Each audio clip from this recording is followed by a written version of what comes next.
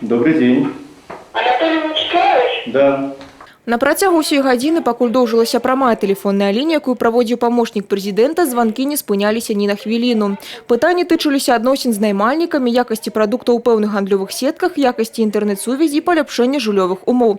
На прыём грамадзян запісалася 10 чалавек. Адной з першых да памочніка прэзідэнта звярнулася жыхарка шматкватэрнага дома па вуліцы Чкалова Аліна Александраўна. Зараз у доме праводзіцца капітальны рамонт, і жанчыну не задавальняе якасць яго правядзення. Асабліва хвалюе стан даху. Я почему так волнуюсь, все потому что это все мне, 7-я квартира наверху, и я уже более 25 лет, я под зонтиком, можно сказать, живу.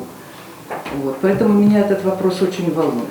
Почистили там от старых этих слоев всего, ушли благополучно на выходные.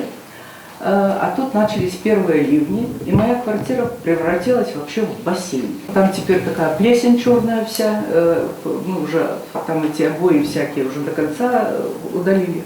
Кампенсацыю за шкоду ад патопу жанчына атрымала, але цяпер у яе ёсць пытанні па недастатковай таўшчыні гідраізаляцыі даху. Анатоль Маркевич даручыў з гэтым разабрацца. Приостановить до выходных кровельные работы до понедельника, чтобы Лободинский и Сальшевским дали вам пояснение. Вернуться к теме как положено, чтобы у людей не возникало ощущение, что над их квартирами в каком-то обозримом будущем проблемы возникнут. З актуальным для многіх жыхароў сельскай мясцовасці пытаннем прыйшоў пенсіянер Мікалай Страмавуз.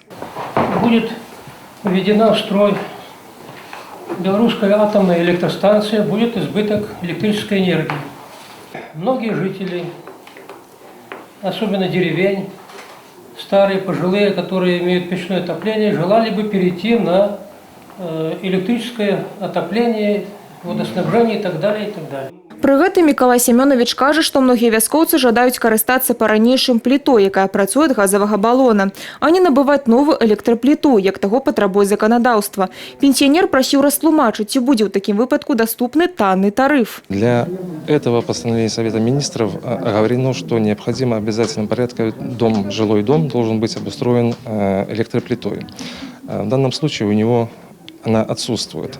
Для того, чтобы перейти на тариф 8 копеек, как требует Николай Семенович, ему необходимо обратиться в данном случае в Ляховский РЭС, получить технические условия, разработать проектно-сметную документацию, выполнить на основании ее все, заключение Госэнергонадзора, и после этого в установленном законодательстве порядке дом подключен и переведен, плита подключена и переведен на тариф 8 копеек. Таксама звароты на прыёме тычыліся земельных спрэчак паміж суседзямі, атрыманню спадчыну нерухомай маёмасці, рамонту аўтамабільных дорог, стану арендного жилья и іншага.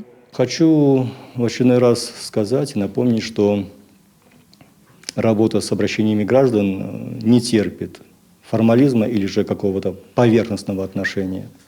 Надо всегда, какое бы обращение, вопрос ни звучал, относиться с полным пониманием.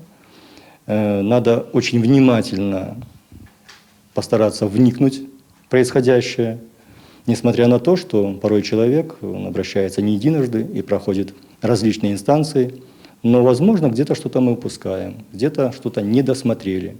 Поэтому нужно вернуться, еще раз внимательно изучить документы и принять серьезное, взвешенное решение на основании законодательства. Па некаторых пытаннях адказы былі атрыманы адразу. Па тых, што патрабуюць больш дэталёвага разгляду, канкрэтныя даручэнні атрымалі мясцовыя ўлады і адпаведныя службы. Іх выкананне Анатоль Маркевич узяў на асабісты кантроль.